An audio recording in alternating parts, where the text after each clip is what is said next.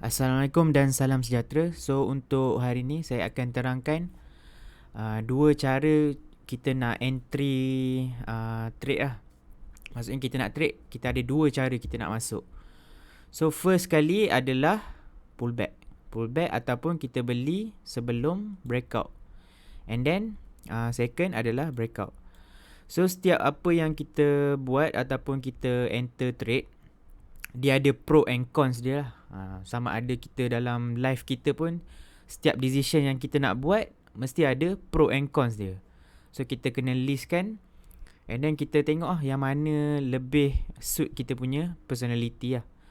So untuk pullback ataupun beli sebelum breakout, okay, first kali kena tahu iaitu adalah pro bila kita beli pullback, kita boleh beli dekat area-area yang low dan juga kita boleh jual tinggi.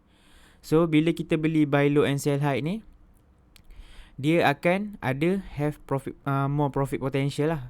So kalau pullback ni, bila kita beli pullback 20 ke 30% tu very easy lah untuk dapat. Lebih tinggi profit potential tu daripada breakout. Okay, tapi kelemahan pullback ni adalah breakout tu tak pernah jadi pun.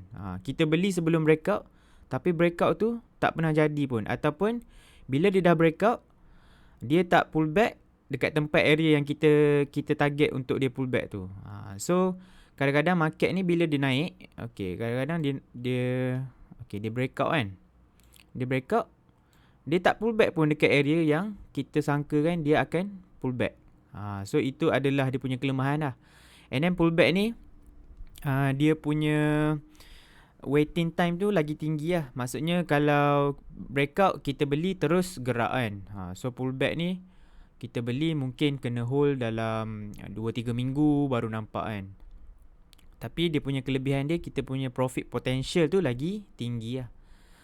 So preference untuk pullback ni selalunya bila ada correction ataupun interim correction lah. Dalam pada general market tu ada correction. So contoh macam bulan 3 tahun lepas, bulan 5 hari tu. So bila correction macam ni, lagi preference untuk kita beli counter-counter yang ada pullback lah. Maksudnya dia boleh hold MA50 dan juga MA20. So kita cari counter-counter macam ni lah dekat week market. So breakout pula, dia punya pro dia, kita boleh selalu capture big move. Maksudnya kita target bila dia dah breakout tu, kita boleh capture big move dapat 15% dalam masa sehari, 2 hari. Sebab masa tu tengah ada momentum. And then yang kedua adalah higher time value lah. Maksudnya higher time value ni, dalam masa yang singkat, kita boleh buat profit. Cara nak kira time value ni, profit tu bahagikan dengan hari yang kita hold lah. Contoh kita hold 30% dalam masa 3 hari. So kita punya time value adalah 30 bahagi 3 lah. So dalam 10% lah. 10. And then cons dia adalah, macam kita tengok sekarang ni memang banyak false breakout lah. Nak kalau yang horizontal support and resistance, memang selalu lah ada false breakout ni. So itu dia punya sakit dia. Kalau trade breakout ni, kalau breakout tu dia tak jadi, dia tak boleh maintain, dia dah breakout, dia tak boleh maintain above breakout level tu, and then dia jatuh balik, itu adalah breakout level. So kita tahu lah bila kita masuk sebab breakout, bila dia jatuh, so kita kena cut loss lah. And then lower profit potential, selalunya breakout dia nak naik ke resistance tu pun dia dah naik berapa persen. So bila breakout tu, dia punya profit potential daripada pullback ni lagi rendah lah. Tapi kena faham, bila breakout ni kita lebih kepada wait for confirmation. So sebenarnya bila kita beli sebelum breakout adalah kita more aggressive trader lah. Yang ni more conservative trader. So ada dua jenis lah. And then preference untuk buy breakout adalah good general market. Sebab bila bad weak market, kebanyakannya breakout banyak lah yang tak jadi. ada buat fake breakout. So breakout ni kalau boleh kita prefer dekat general market yang cantik lah. Bila kita buka platform tu tengok general market ada 800 counter yang naik. So lagi prefer untuk kita trade breakout yang macam tu lah. Okay, and then seterusnya, cara macam mana nak develop trading setup. Okay, so senang je. Kita pilih sama ada pullback ataupun breakout. Kita decide lah yang mana yang kena dengan jiwa. Ataupun kita nak trade dua-dua pun boleh. Tambah dengan reference point. Okay, reference point ni apa? Reference point ni maksudnya, contoh horizontal support and resistance. Kita guna horizontal lah, horizontal line. Dan juga moving average. Yang kedua moving average. So moving average ni ada banyak lah. Ada MA10, MA20, MA50, MA200 lah. Itu yang biasa orang pakai. And then boleh gunakan chart pattern, gaps, trend line dan juga pivot point. So pivot point ni dia based on trader punya preference masing-masing lah.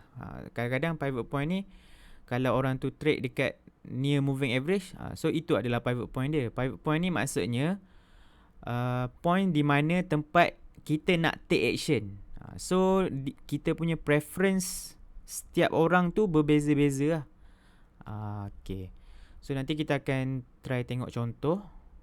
Alright, so cara dia adalah kita tambahkan lah sama ada pullback atau breakout, pullback ke horizontal support and resistance, pullback ke moving average, pullback ke chart pattern, pullback ke gaps, trend line, pivot point, ataupun breakout horizontal support and resistance, breakout moving average, breakout base gaps, trend line and pivot point. So pilih lah, just combine kedua ni untuk kita develop trading setup sendiri lah.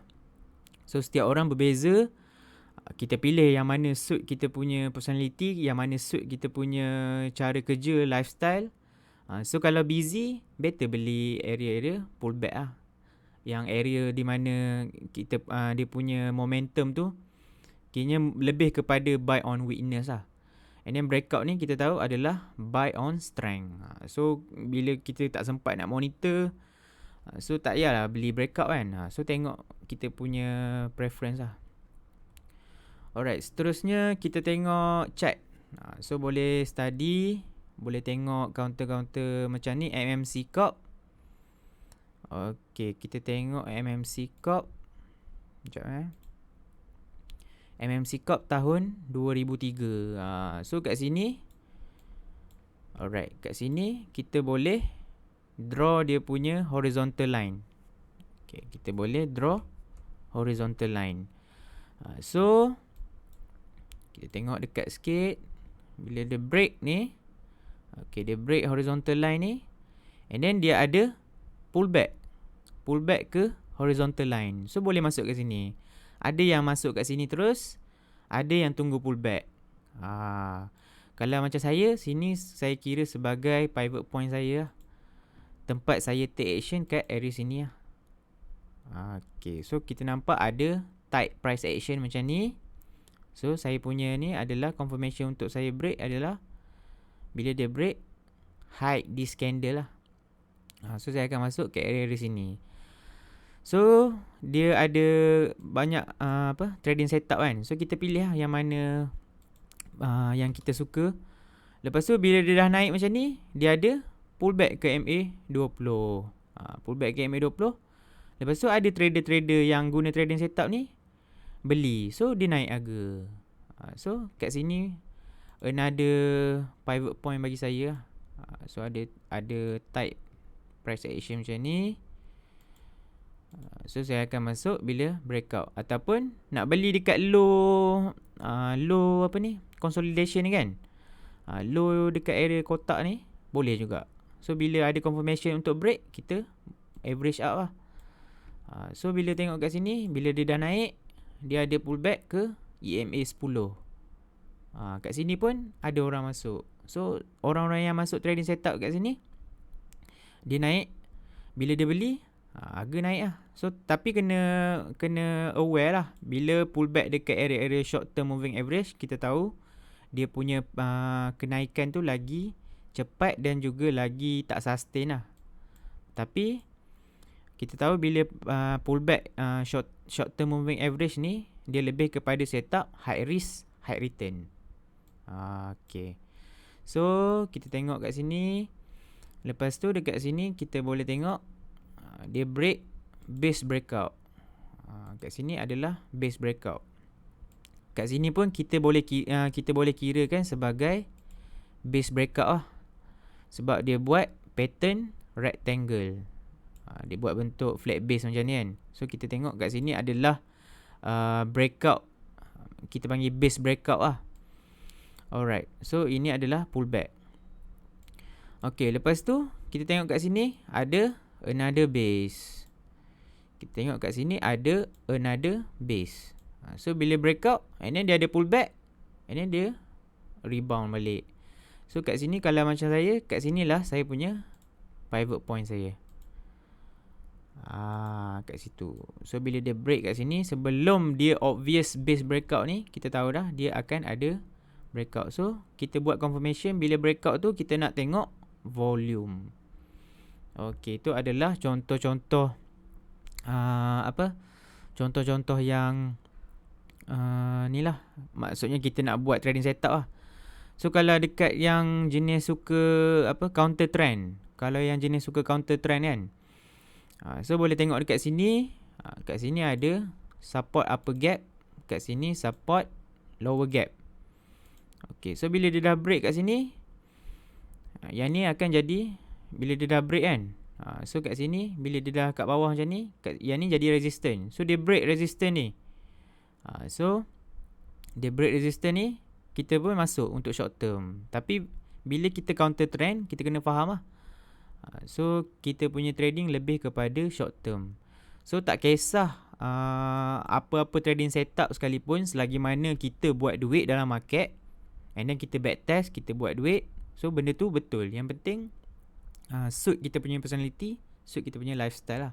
Tapi kalau boleh kita utamakan counter-counter yang uptrend lah, yang membuat uptrend.